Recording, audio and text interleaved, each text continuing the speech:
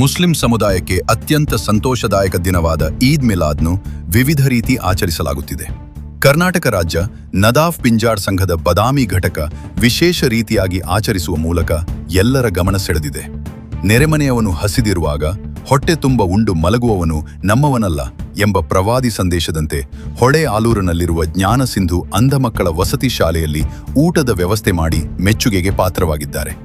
ಅಂಧ ಮಕ್ಕಳಿಂದ cake cut ಮಾಡಿಸುವ ಮೂಲಕ ಈದ್ ಮಿಲಾದ್ ಕಾರ್ಯಕ್ರಮಕ್ಕೆ ತಾಲೂಕಾ ಘಟಕದ ಅಧ್ಯಕ್ಷ YF ಶರೀಫ್ ಚಾಲನೆ ನೀಡಿದರು. ನಂತರ ಮಕ್ಕಳಿಂದ ಪ್ರಾರ್ಥನೆ ಮಾಡಿಸಿ ಊಟದ ವ್ಯವಸ್ಥೆ ಮಾಡಲಾಯಿತು.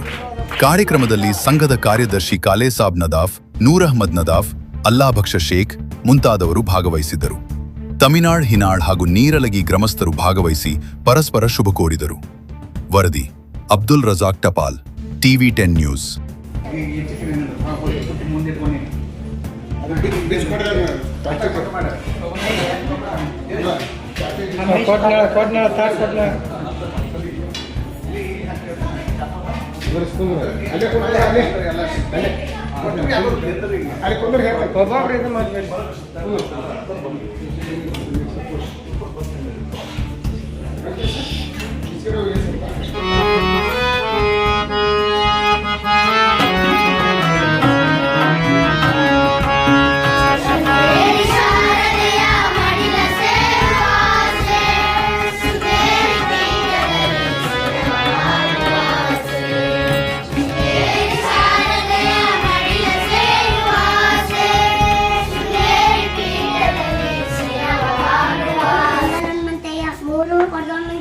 ನಾಲ್ಕು SB ಜಿಲಂಗಪ್ಪ, 5 ಬಿಡಿ ಜೊತಿ, 6 SR ಕಟ್ಟಿ, 7 S Lingappa, 8 Veerendra Patil, 9 DJRRS, 10 DJRRS, 11 R Gundu Rao, 12 Ramakrishna ಮಡೆ.